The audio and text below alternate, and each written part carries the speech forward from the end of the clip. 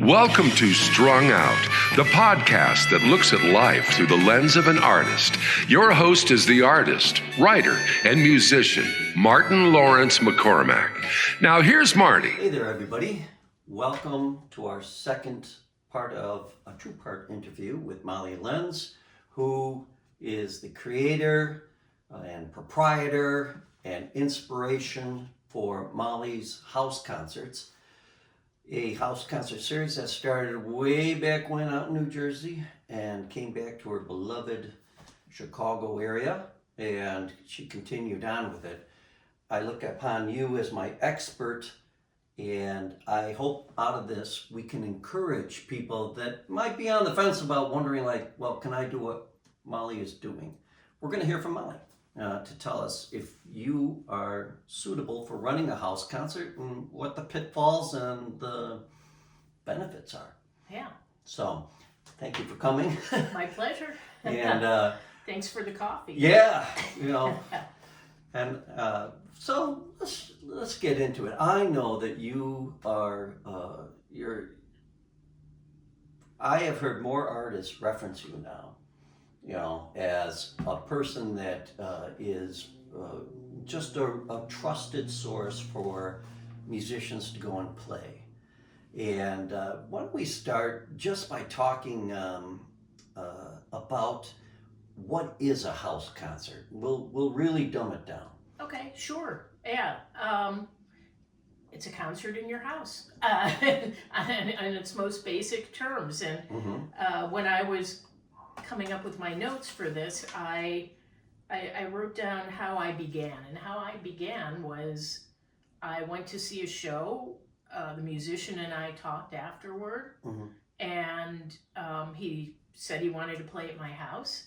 We came up with a date that worked for both of us. I've got a living room. I got a lot of friends that like music. And we took it from there.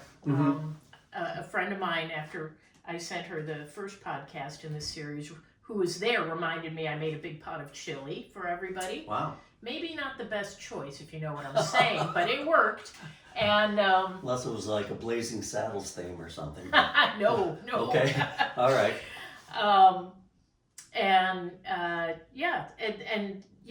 Had people pay $20 pre-pandemic. Once the pandemic started, I upped it to 25. 25. Okay. And it's stuck there, and it seems to be fine. So, so what do you need to be? Well, you have to think about things first. First, do you have a space where people could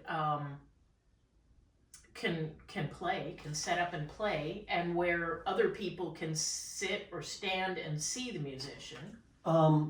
Let's base it on the number of people that attending. Sure. How many people do you think you need to have in whatever space to make it a house concert?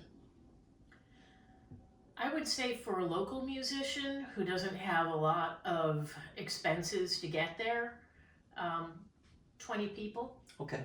And let's talk about the out-of-town acts, because there's so many that do make their living doing house concerts. Yeah, I try to get 20 people minimum, but it's harder for people who are traveling from out of town because they're not as well known. And with so many other musical acts in Chicago, a lot of people will not come to a house concert if they don't know the musician. So that can be a little bit tougher. And I do want to get in later on, I think, in our discussion about the idea of educating your audience, because that, I think, we touched on that in the last podcast a little bit, just about the relationship that's developed. But you're more than just providing a space. You're actually creating you're a curator. An environment. You're a live music curator and presenter. But go ahead, continue along, because space, so let's 20, maybe 30 people tops, with the understanding that, out-of-town musicians, unless they have a sort of dedicated following,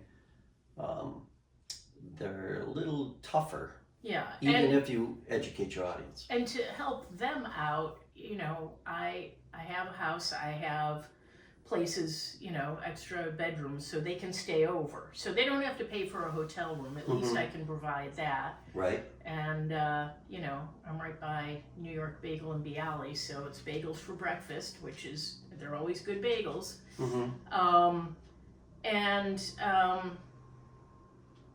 And I think that the reason why I've been recommended by musicians is because I treat them with a ton of respect. You know, if they're traveling, or even if they're not, when they arrive, I show them, you know, where to set up, make sure that they have something to drink, and then give them time to do what they need to do.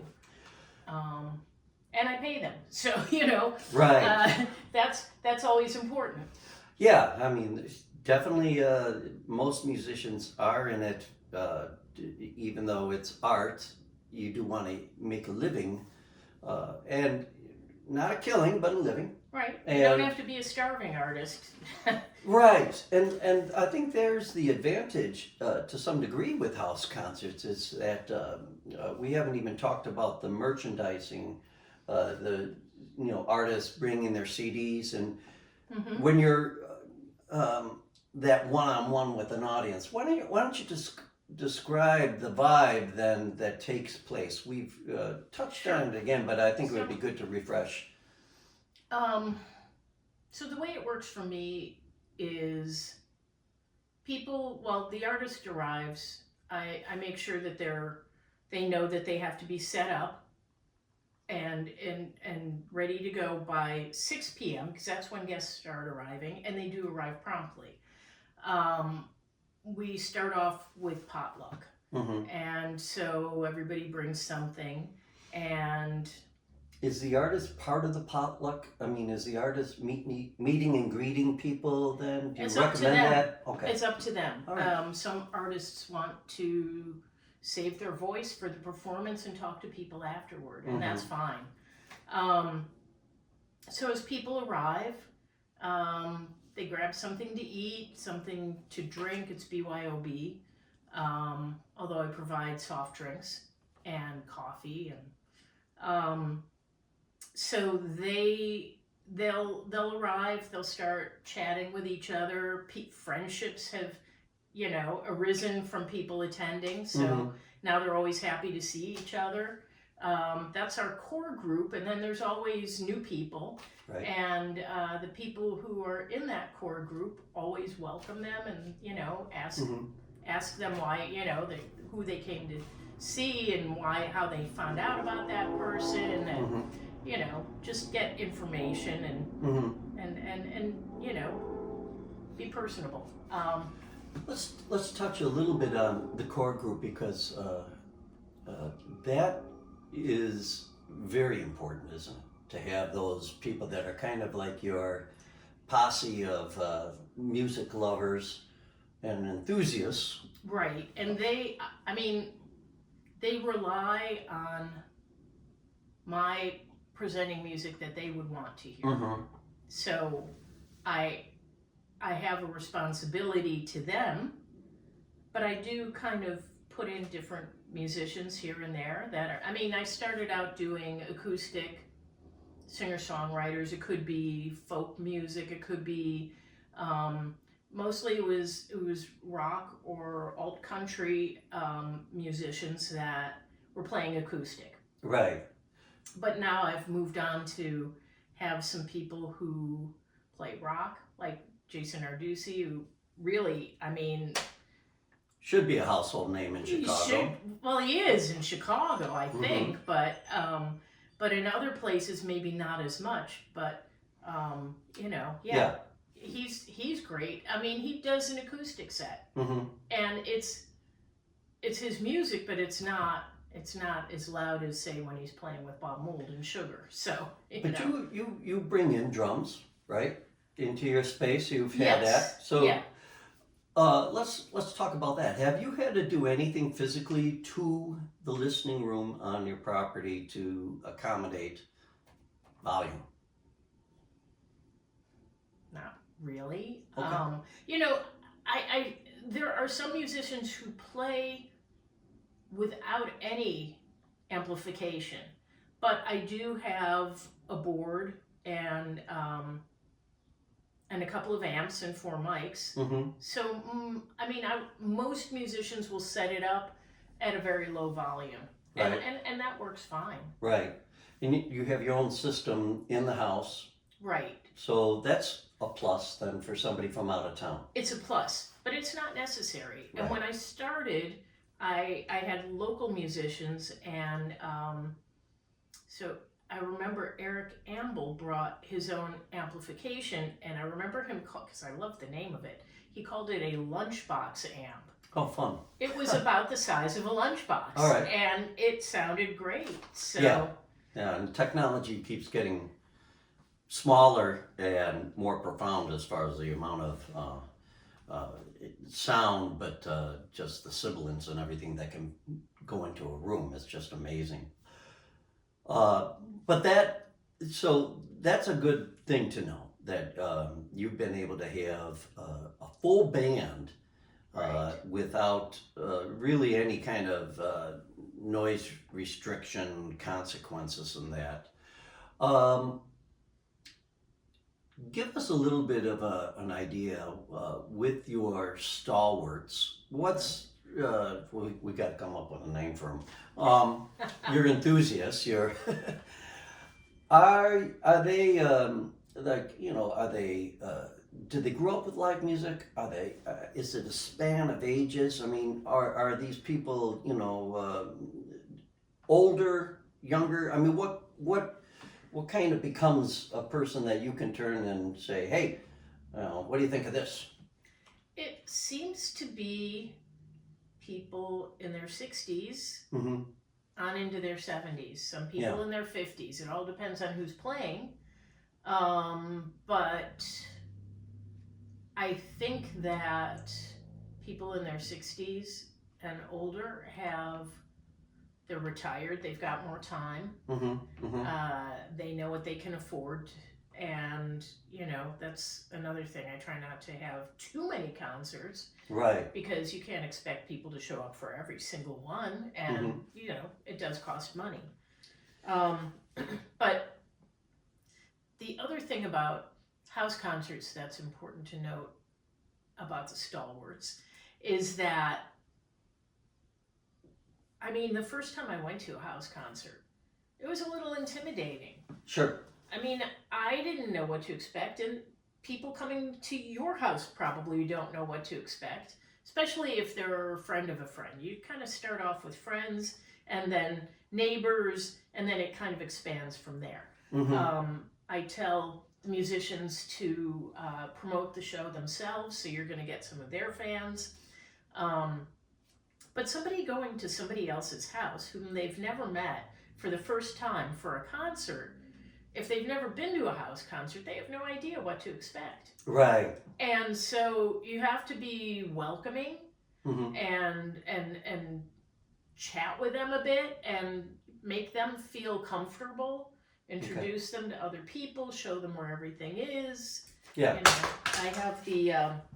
I have the concerts in my basement, but there's a bathroom down there, so I show them where that's located, show them where the soft drinks are, and it, you know, where to hang their coat. When you get those people in that are like newbies, you know, how do they? Do you find that they kind of just totally get into it and they're like, "Oh, this is the best thing"? Everybody's Everybody's varies, different, you huh? know. I mean, some people. My boyfriend is introverted, Mm-hmm. so he'll come to all the concerts, and now he knows people and he'll talk to them. But for the most part, he just sits and watches the show. You know, Mm-hmm. I mean, that's fine too. It's you know, everybody's different, but we just want everybody to feel comfortable. I would guess that somebody who's watching this and thinking, yeah, I would like to put on a house concert. I have the space, but I'm a little afraid of what to expect with the musicians. You know, do the musicians, are they, you know, wild rock and rollers. Describe how, I mean...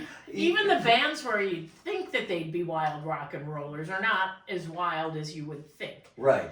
Okay, good. They understand that they're doing this because they want to play music and because they'd like to make some money playing music and they'd like to expand their audience. Mm-hmm. So first off, they're very thankful for the opportunity to play.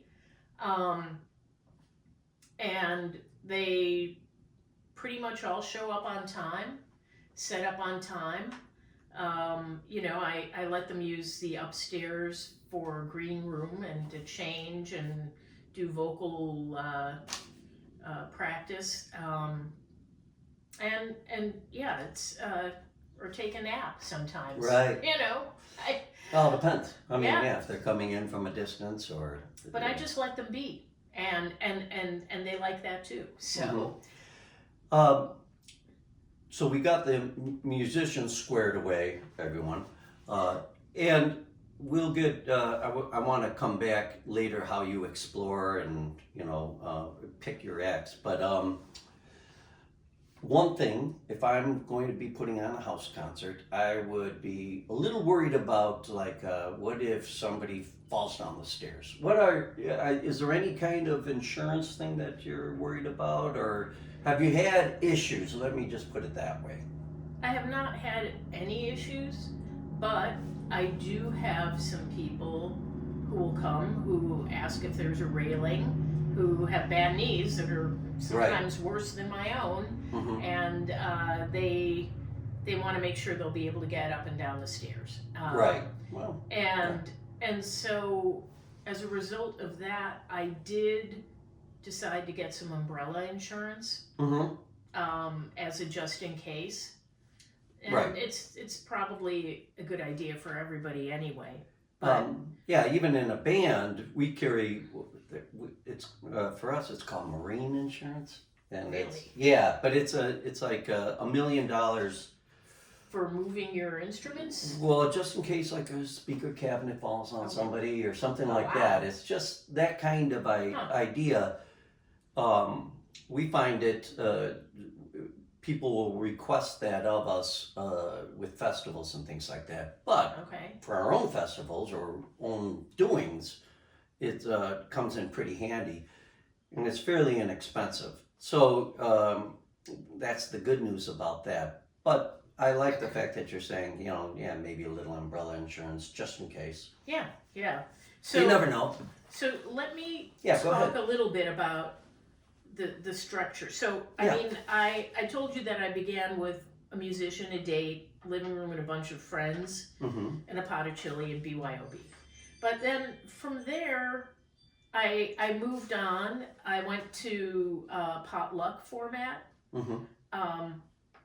And friends of mine that host house concerts, they decided that using disposable plates and cutlery was not a good idea, and they just went to a thrift store and bought a bunch of plates and cool. And so that's what so I kind of changed to using plates that you can wash and reuse, and now I've moved on to silverware too, and I have plastic cups.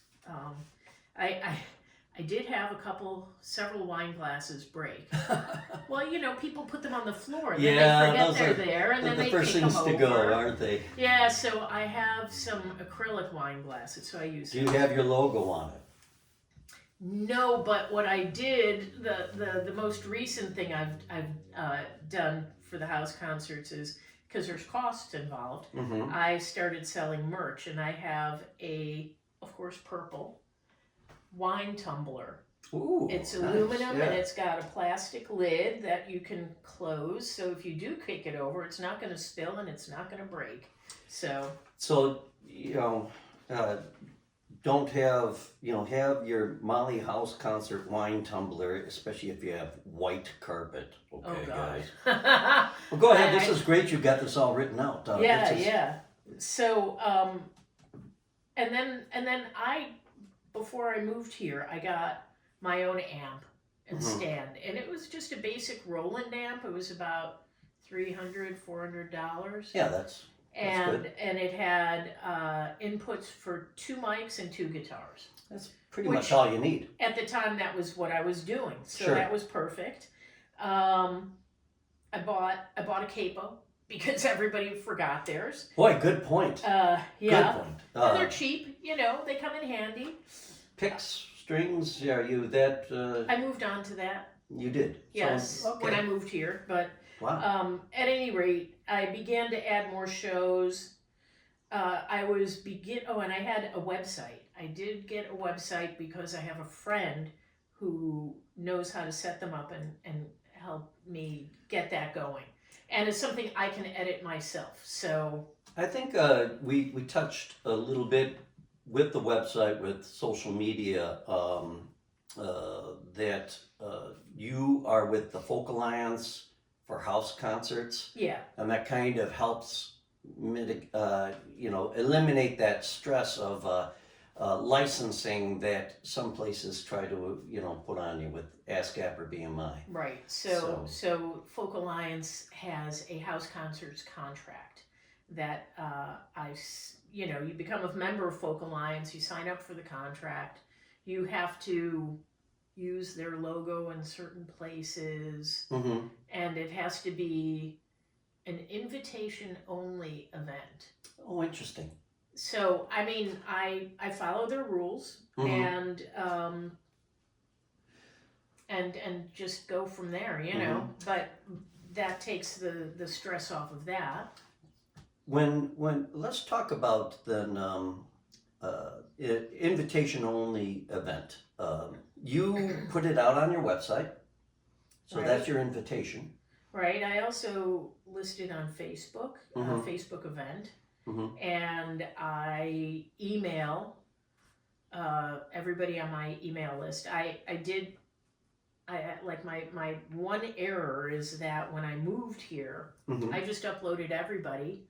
So I would say about 200 people on my email list live in New Jersey or New York, and they're not coming here for a concert. They might. They do read the emails, some of them, and they look to see who's playing here and find out about them. You also, and they also they listen to the podcast. well, and I was going to say the podcast, but also like you have in fact, we're going to show some of his work. That one person that shot a lot of video within, which is great. Yeah. It just. I don't understand how he does it. Yeah. Adam will come to the shows. He'll get a seat up front, and then he just kind of sits there with his phone, and he'll kind of look at it, but he holds it steady night long, and he watches the band. It's not like he's missing it. Right. But he's definitely recording it all. It comes out great. Cool. I highly recommend. Now, that's for an established house concert kind of situation. And we're going to assume that what you're going to do here, dear viewer and listener, is that you're going all in. So you're going to go and have this set up, and we're doing it with Molly Lenz's advice, as she is the diva of house concerts. Continue along.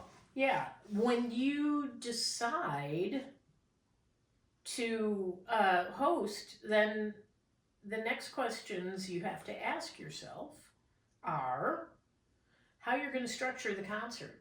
So, for instance, everybody pays musicians differently. Some people just put out a jar, and whatever people put in is fine. I'm a little tougher than that. I want to make sure that the musicians get paid, so I charge $25 per person, and I ask for it in advance. And the reason I ask for it in advance is because that creates a commitment.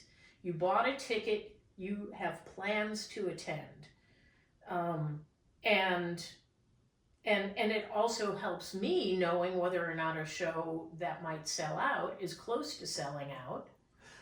So how do people respond? Take us through that process. Let's just say they So if they're heard new about it. to it, then Yeah. they so they'll go to the website or they'll follow the RSVP link from my email and they will say, yeah, I want to come and see Jason Ringenberg. And so I look them up I keep Excel spreadsheets. This is really important too. Okay. I keep one Excel spreadsheet of everybody that has attended a show, and then the other spreadsheet, it's got a different, it's a different document with one sheet for each musician, each show. And then I will add contact information for the musician on that page. I will include the copy from the other list, people who are attending. So it's got their name, their email address, their phone number. I always ask for a phone number because, for instance, when the Waco Brothers played in January, we had more than 2 inches of snow, and the street I live on is a snow route, or emergency route. So everybody had to move their car. Right. And one guy almost got a ticket. So, but they found parking, which is good. But I had to notify them at the last minute because who knew? Right.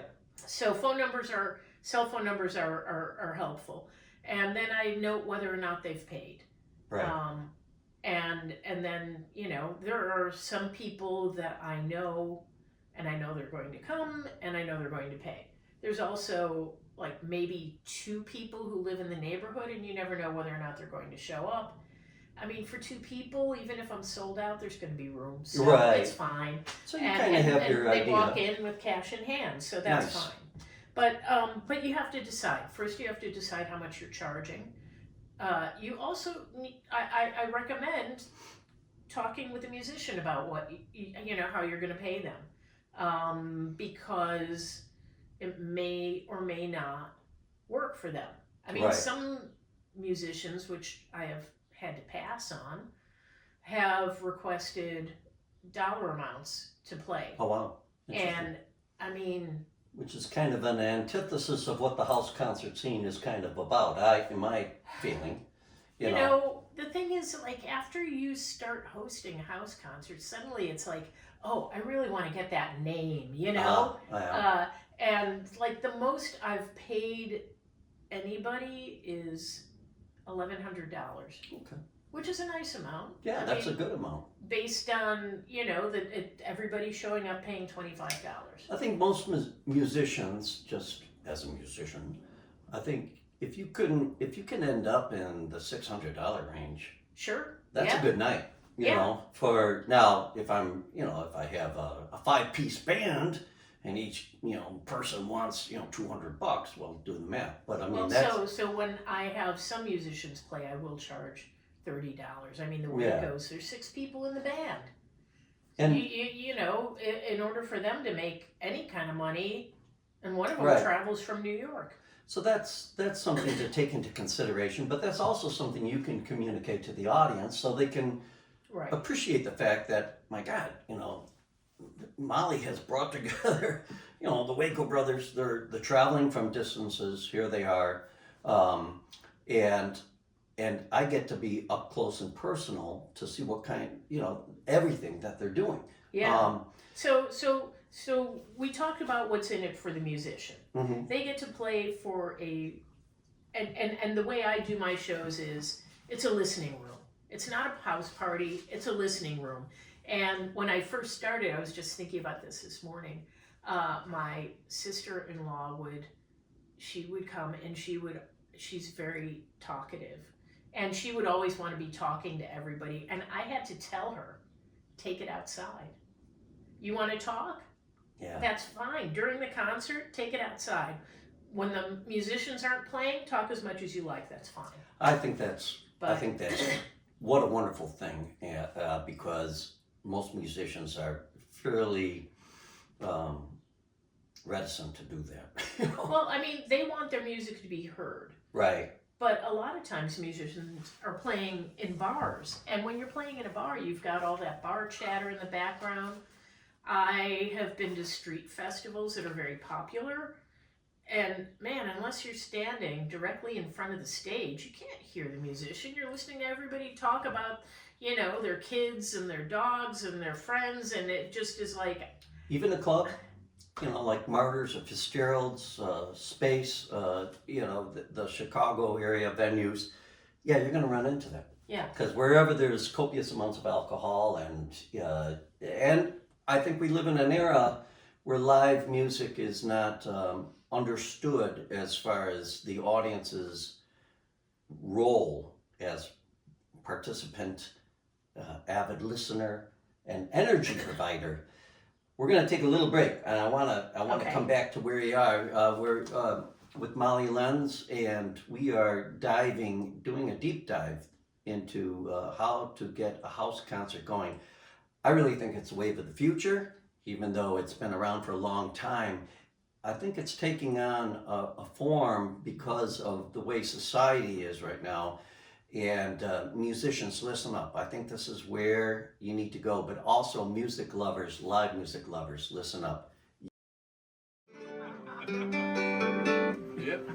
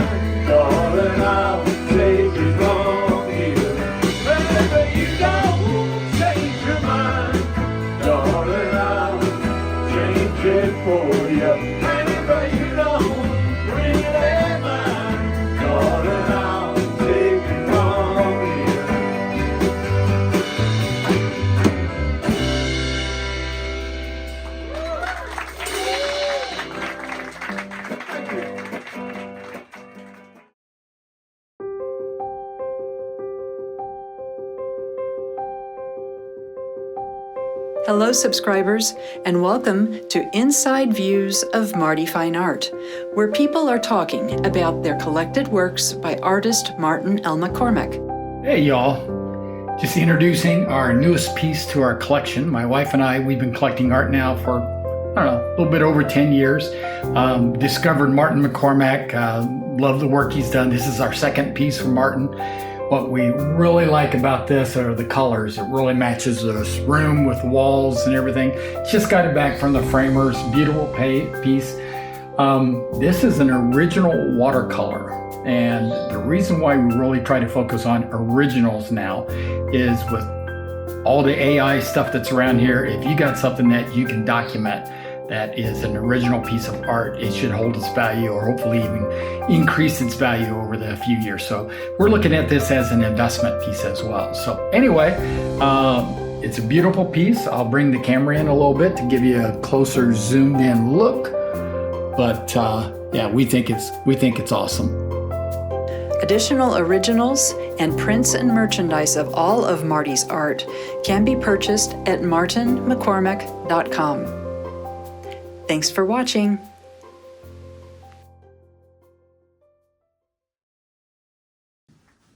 And we're back. Continue on. We were talking just a little bit, and before I interrupted you and brought in a break, you talked about, we got the musicians covered.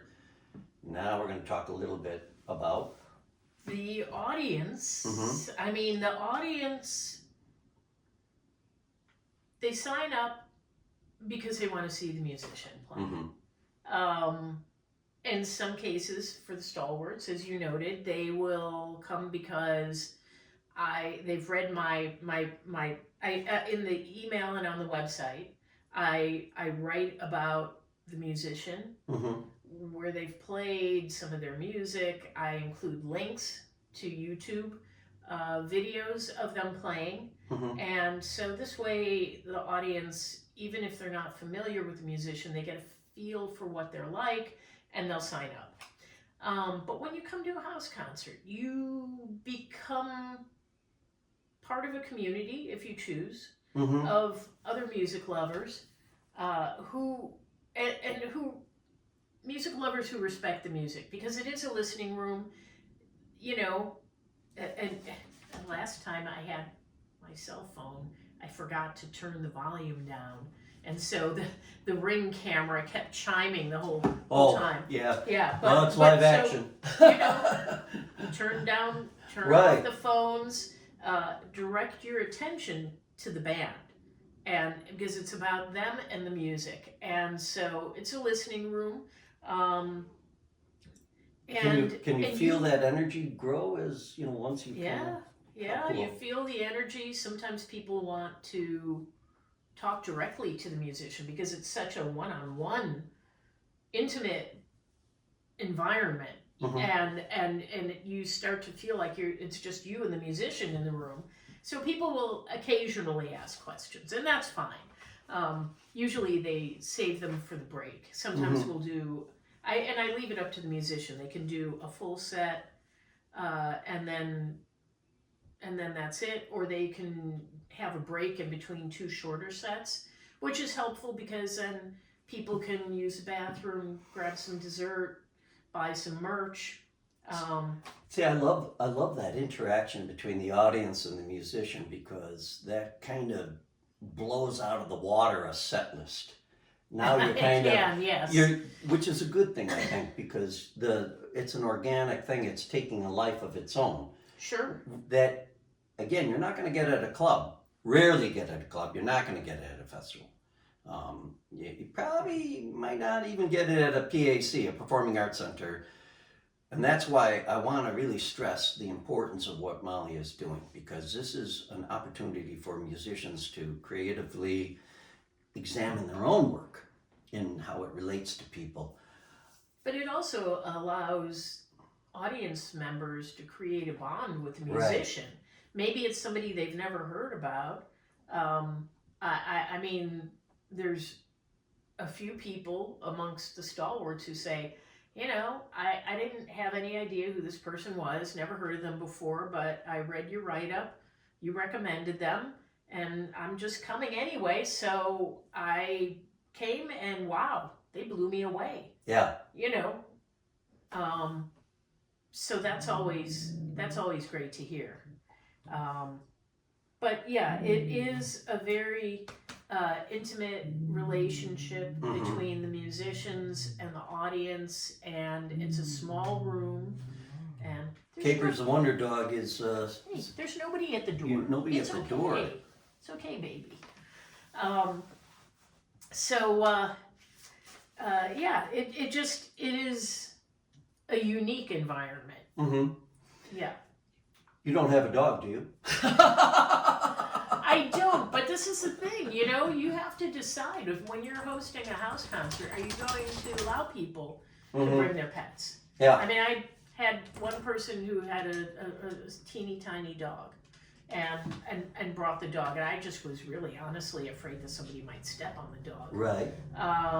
Kelly Hogan, when she performed, has an older dog, and she didn't want to leave the dog alone, so she brought the dog.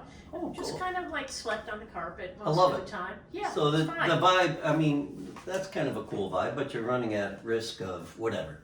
And right. same thing for and kids, and right? dogs can be noisy. What's your Kids policy on kids? They're fine. They just need to know that they have to be quiet during the show. If somebody really wants to see a show and they can't get a babysitter and they bring their kid,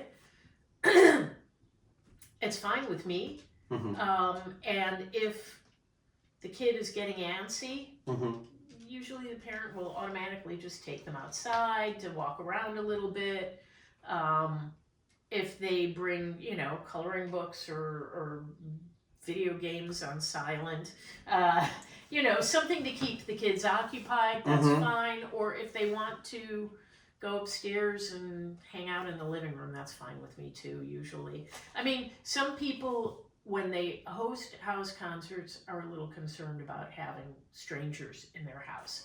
So, I mean, for me, I started out with friends who I trusted and neighbors, but as I started to host more concerts, other people would show up. I mean, at that time, everything was in my living room, all on one floor. There's not much escape there. And now it is all in my basement, all on one floor, not much escape there. So, people spill things, everybody jumps in to grab paper towels. Every now and then something will break. It's going to happen. Right. I have never had any theft. I know somebody who, they used to host house concerts on a rooftop, but they would allow attendees to use their condo's bathroom. But the condo was unattended, so things can happen, I guess. And it's a different kind of audience. Maybe they didn't know all the attendees very well. I don't know. I would think that having that price might have a tendency to kind of winnow out anybody that's like an opportunist. I'd like to think so. But I guess it's right of you to say, hey, there's always the risk. Sure, yes. And sometimes, you have to watch out for spammers. There are all kinds of people that will try to take advantage of you. I think once I had somebody post on a comment on a Facebook page event that I had listed saying, "Oh, I have an extra ticket if anybody needs one," and I immediately deleted that comment. Sure.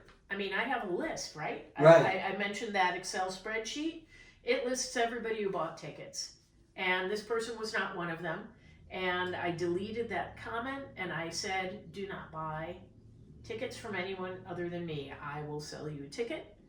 And I refer to it as a seat because I think that's smart. I have all these semantics, but yeah. Well, and please use the semantics because I think, so you sell. I have a suggested minimum donation. Okay. I don't sell tickets. I reserve seats based on you making that suggested minimum donation. And then it's potluck and BYOB. So can't sell alcohol. I don't have a license. And but people, bring in their own wine and liquor. Well, I mean, and also allow me to point out, if you think $25 is a lot to pay, think about how much you would pay if you went to see a show and bought 2 drinks. Yeah, I'm not going to name the location, but I went to see a show and I got a shot of Jameson's that cost $15. Yeah. And I was like, I was just gobsmacked. I mean, Yeah. 2 shots would be a bottle. Sure. Yeah. So Yeah. I understand, but that's kind of where it's interesting that some clubs are kind of adopting the house concert mentality in which they're having bands Mm-hmm. and coming in earlier and not charging a cover, but saying suggested donation. Right. That kind So of thing. everybody does it differently. Some Mhm. people just put a tip jar out. Mhm. I would recommend if this is how you're going to do it, because it's hard when you get a bunch of people walking in to make sure that everybody's putting money in the tip jar. Make sure to walk that tip jar around during the show. Even people who have paid in advance will often tip. So, And do you find that people? Let me ask you this: when people bring the money or give the money, are you using like Venmo? Are you using what do you Right. what do you like to use? PayPal, or do you want cold hard cash? Does the band say, "Hey, we don't want a check. We just want cash," or right. So I collect money using PayPal, Venmo, or Zelle. Okay. Upon rare occasion, somebody's written a check and mailed it to me. Okay. And then there are some people whom I know who will attend, and they will pay at the door. And then some people are a little hesitant. Well, what happens if something comes up and I can't make the show? Right. And I work with people, I mean, it's easier with a sold out show, but Right. it's a rarity because they've paid in advance and they're committed to attending. But things happen and I work with them. Either they will say, I can't make it, but just give the musician the money. Mm-hmm. And that's fine with me. Other people will say, can I put it toward the next show that you're hosting? And that's fine too.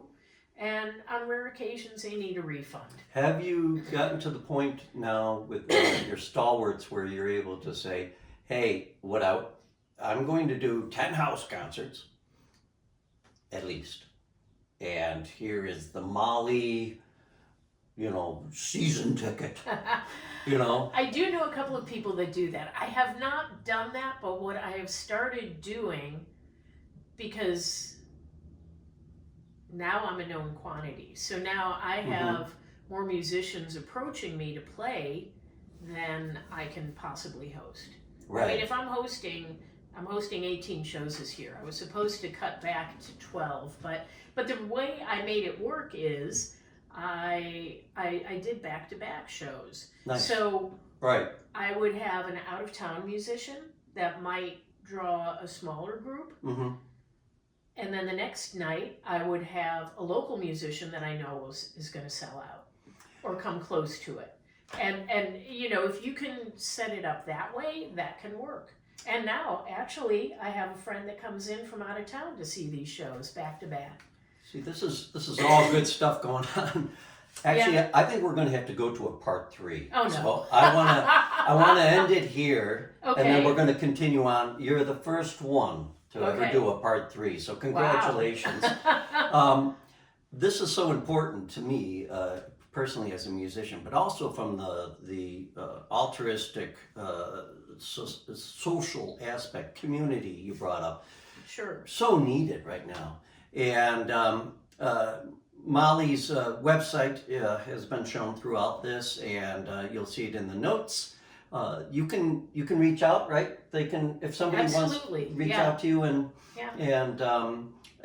we're going to show another clip from one of her concerts, and we're going to come back with part 3 on of the interview with Molly Lenz, and the third part, we're going to continue to delve into this because we have the time and it's necessary to do it. Okay, so thanks for watching, and you'll see more of Molly on the next edition of Strung Out. Adios. Hope it's not too early for those.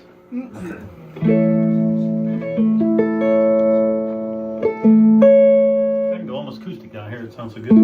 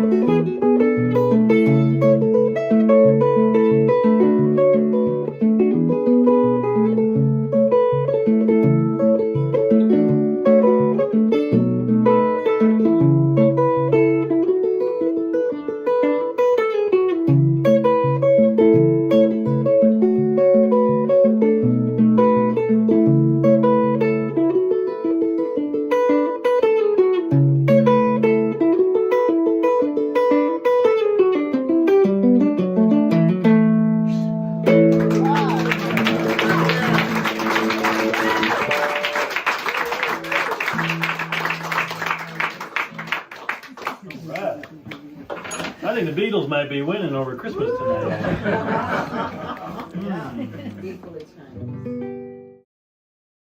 Thank you for listening. For more information about this show or a transcript, visit martinmccormack.com. While there, sign up for our newsletter. See you next time on Strung Out.